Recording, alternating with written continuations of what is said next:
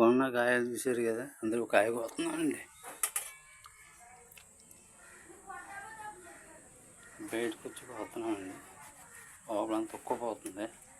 పైగా రాత్రి ఏమో వర్షం ఒకటి పడింది. అందులో కరెంట్ ఒకటి తీసాడు. చాలా ఉక్కపోసేస్తుందండి. సరే కాయ కోద్దాం, ఖాళీగా ఉన్నాం కదా. అది చాలా బాగుందండి కాయ.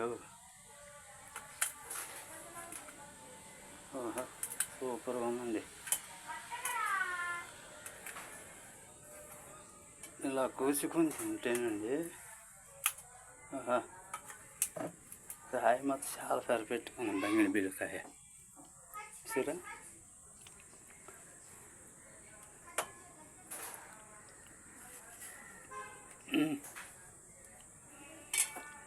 ఇదిగోండి ముక్కలైనవి.